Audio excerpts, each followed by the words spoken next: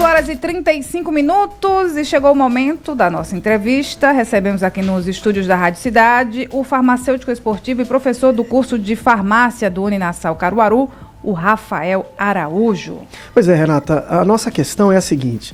Nós trouxemos, inclusive, como enquete, alguns dias atrás, o uso desses medicamentos, estimulantes sexuais, por praticantes de atividade física, como pré-treino. E a nossa pergunta na enquete, àquela altura, era: você concorda que esses medicamentos sejam vendidos nas farmácias sem prescrição médica? E acho que 100% das pessoas que nós ouvimos acredita que é perigoso você consumir esse medicamento sem prescrição. Vamos entender, então, quais são os riscos, se pode mesmo ser vendido sem prescrição e, principalmente, entender qual é o efeito desses medicamentos por alguém que vai fazer uma atividade física. Eles realmente servem como pré-treino? Essa é a primeira pergunta, Rafael. Muito obrigado pela presença. Bom dia. Bom dia, pessoal. Vejam só, é bem curioso essa situação, porque a grande população, né, disse que é perigoso. Né? E realmente é. Se você vê a própria embalagem da medicação, ela diz: venda sobre prescrição médica. Não é sobre retenção. É diferente. Quando a gente tem retenção, é porque eu preciso que a receita fique no estabelecimento. Como não fica, então passa a ter uma certa fragilidade nessa entrega, nessa venda dessa medicação. Então, de forma geral de consumo, é isso que acontece. Né? Então, tem facilidade, então qualquer pessoa que for numa unidade farmacêutica vai conseguir comprar, sim, esses estimulantes para poder utilizar como bem entender. Né? Normalmente, nesse caso, fora do que é perfil, certo? Se a gente parar para pensar de como é que atua, né, no nosso organismo, não existe nenhum estudo que comprove, né, a eficácia no uso de pré-treino, né, nessa substituição. Inclusive, é um risco muito grande a utilização por isso. Como a gente não tem esses estudos, então não tem como garantir a eficácia disso. E pode trazer vários rebotes, né, vários efeitos colaterais ao paciente, ao praticante da atividade física, já que não foi estudado para aquela condição. Então, não se sabe até onde vai, o que pode acontecer. O que se sabe é que ele aumenta o calibre venoso, né? Então, aumenta a capacidade de oxigenação no corpo, né, daquele atleta ou de qualquer pessoa que venha a utilizar, e que isso traz alguns benefícios, só que não é estudado.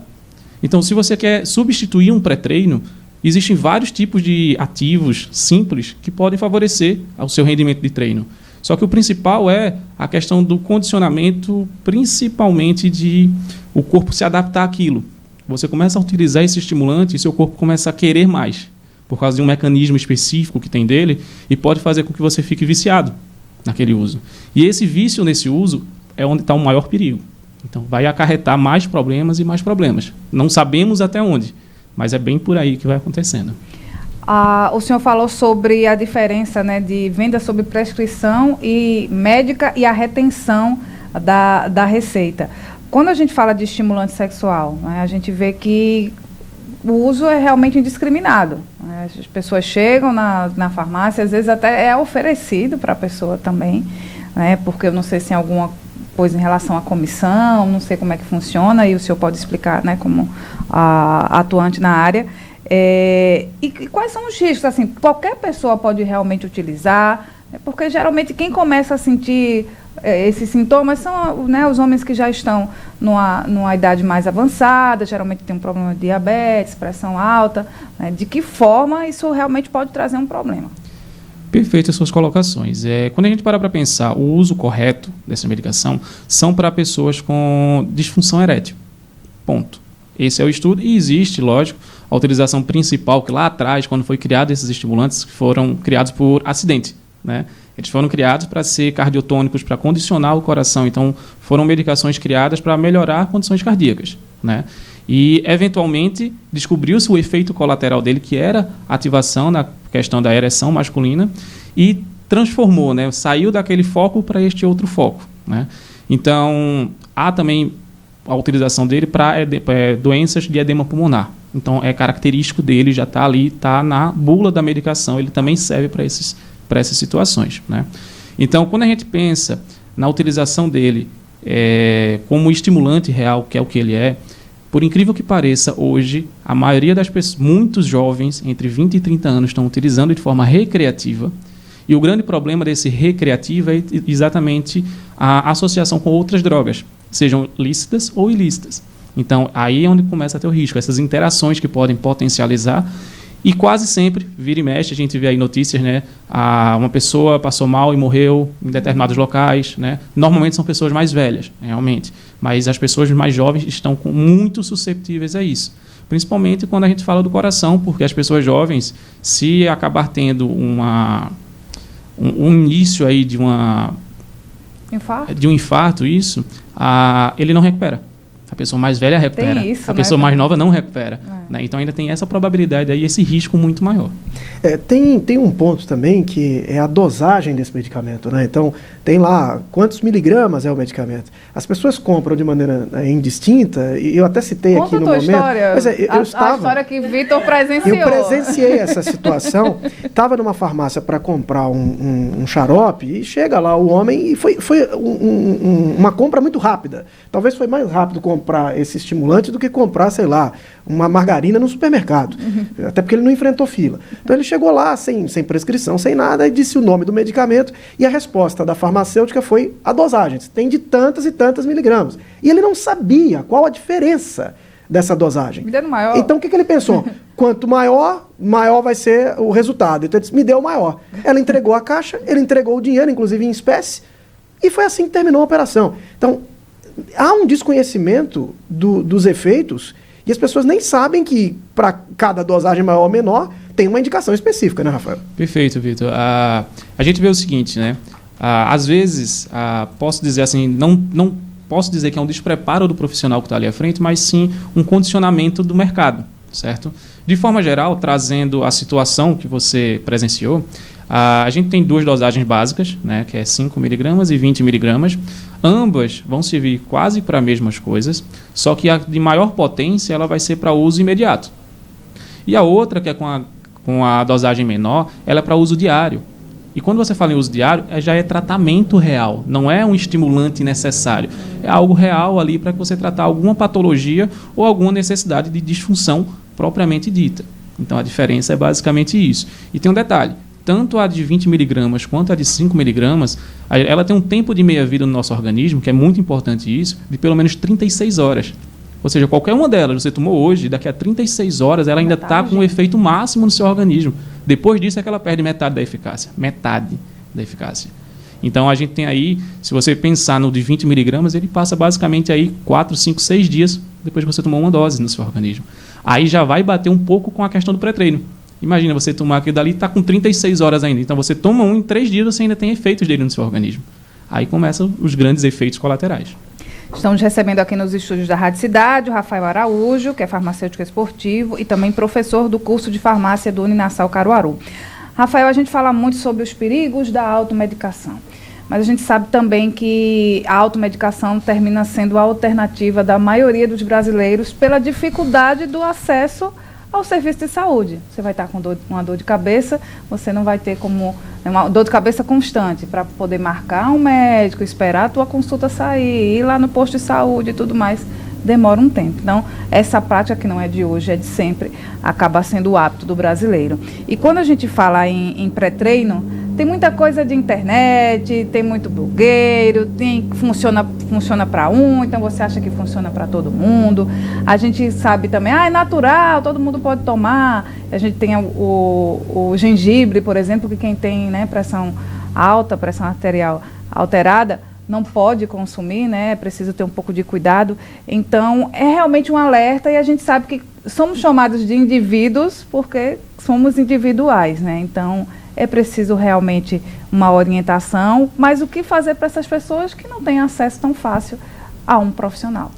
Pois é, a gente tem muitas discussões dentro do Conselho de Farmácia e outras instituições também, né, a respeito exatamente da acessibilidade da população à saúde, né?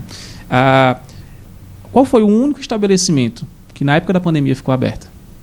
Foram as farmácias. E teoricamente, né, tem a obrigatoriedade de ter um farmacêutico ali dentro. Então, este é o profissional de saúde que está mais próximo da população.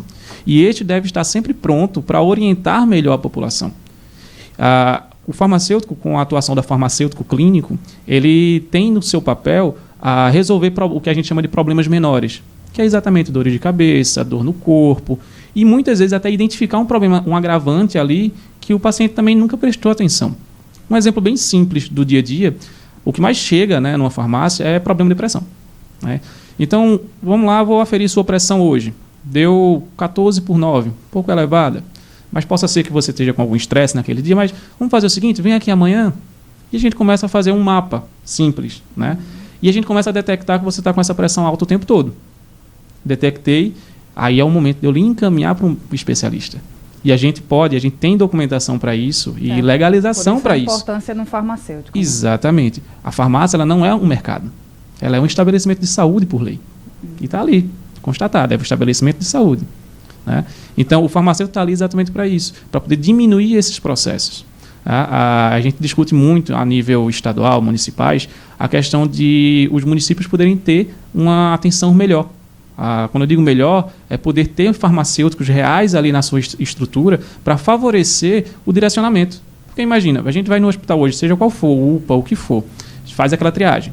Naquela triagem, se for percebido que não é importante, ele vai receber a verdinha, né? Que é verde, amarela e vermelha. Aquilo é um tipo de triagem. Agora imagina isso funcionando nas atenções básicas, ao qual dali você já sai direcionado. É uma das funções do farmacêutico clínico que o Brasil não utiliza, né? Então, a gente tem alguns caminhos para seguir, né? Mas procurar um profissional da saúde é fundamental para que você tenha esse direcionamento. E o mais próximo de você e o mais barato é o farmacêutico, porque ele está na farmácia. Ele tem como lhe atender. Ô, Rafael, farmácia tem que ter um farmacêutico formado. Tem que ter um farmacêutico sempre. Durante todo o expediente. Porque a gente sabe que, principalmente mais no interior, né, às vezes não tem a oferta de profissionais. A gente tem um curso de farmácia no Nassau, por exemplo. E aí o farmacêutico ele termina estando em vários estabelecimentos só para uma causa de uma fiscalização, por exemplo. Mas isso não é o recomendado. A farmácia tem que ter um farmacêutico. Exatamente. A farmácia, por ser um estabelecimento de saúde, é necessário ter um farmacêutico em todo o seu horário de funcionamento. A lei é essa e é assim que ela deveria, né, ser seguida. Essa questão entre a atividade comercial da venda do fármaco e o estabelecimento de saúde, qual deveria ser, Rafael, o protocolo de atendimento do farmacêutico com o paciente? No caso específico dos estimulantes, que perguntas deveriam ser feitas, seja ali qual for a idade do consumidor, quais as perguntas, que protocolo deveria ser feito para garantir a segurança no momento de vender esse medicamento? Ótimo. Eu particularmente, eu utilizo de 4 perguntas fundamentais para essa situação. Qual a necessidade? Quase sempre vai dizer, é para um amigo meu.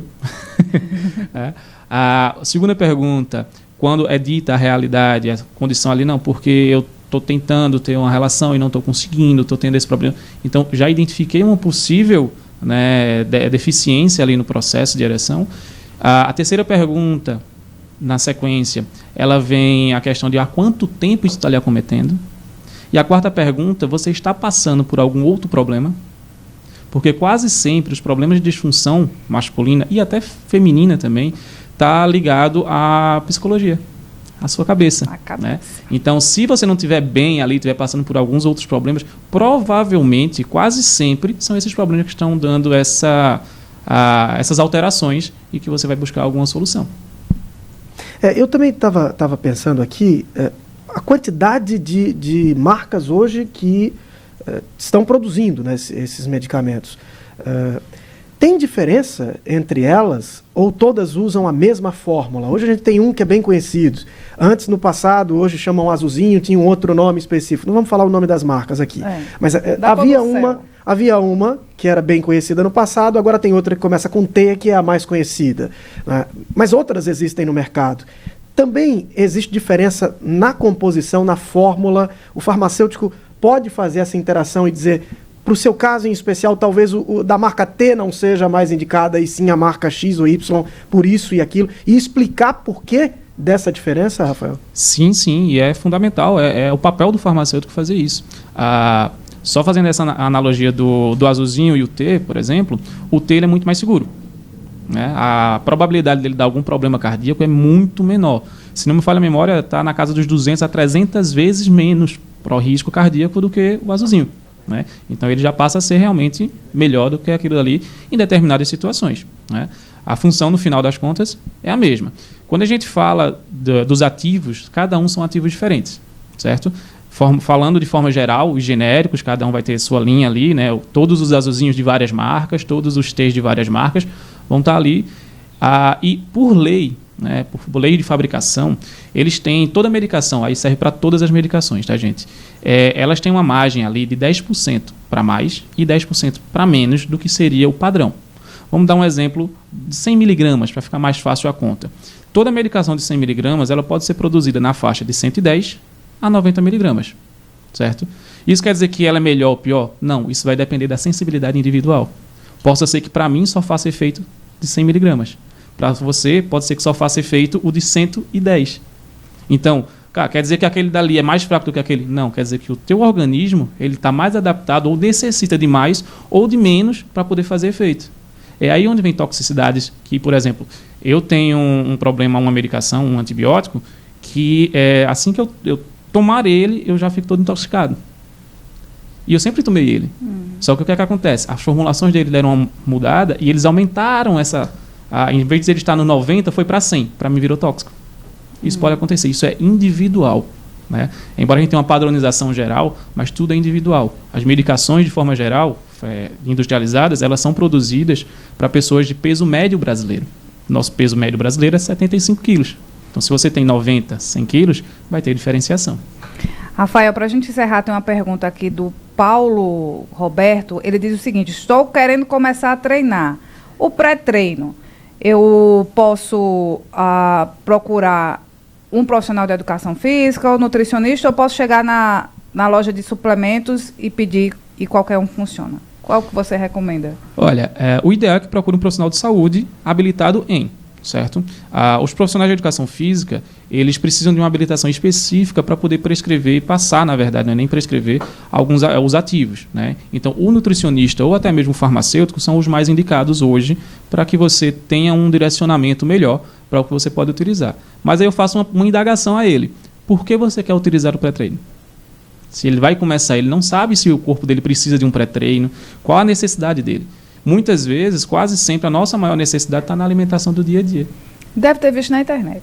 Provavelmente. Deve ter visto na internet. Mas para ficar claro, Rafael, esses medicamentos estimulantes sexuais são contraindicados. Totalmente como pré-treino. Contraindicados. Você tinha até falado de outras substâncias que podem ser usadas como pré-treino. Sim, sim. Que substâncias são? Várias substâncias até mais naturais mesmo, feito, a Renata falou. O gengibre é muito bem utilizado, com ressalvas para pessoas com pressão alta. A cafeína, gente, o cafezinho aí que vocês estão usando, né, estão tomando aí, isso é um excelente pré-treino. A gente tem a beterraba, o extrato de beterraba é excelente. Temos curcuma, temos betalanina, que aí compõe já um pré-treino mesmo. Então, todos esses produtos são excelentes como pré-treino. E veja, falei 3 pré-treinos naturais: curcuma, gengibre e cafeína, que você pode consumir em casa. Você não precisa ter um pré-treino elaborado para aquilo dali. Vai ter condições individuais que podem ser avaliadas, manipuladas, melhoradas e condicionadas para cada um. E eu acho que o bom disso, né, Renata, é que se você coloca na sua alimentação, você nem precisa ficar se policiando para tomar alguma coisa antes de treino. Você já está na alimentação, já está inserido ali no contexto do seu dia a dia, nem vai ter aquela desculpa de, esqueci de tomar, hoje o treino não vai ser legal. Você já está garantido. Vai economizar também. Também tem isso. Ainda mais, bom, olha aí, pessoal, o café já está um pouquinho mais caro, aí você bota na conta, né? O café pelo gosto de tomar o café e o pré-treino, olha aí, economiza no pré-treino para comprar o café. Muito bem, 8h54, recebemos aqui no Momento Cidade Entrevista o Rafael Araújo, que é farmacêutico esportivo e também professor do curso de farmácia do Nassau Caruaru. Rafael, muito obrigada, viu, pela sua vinda aqui. Muito obrigado a vocês e até a próxima. Obrigado, Rafael. Manhã Cidade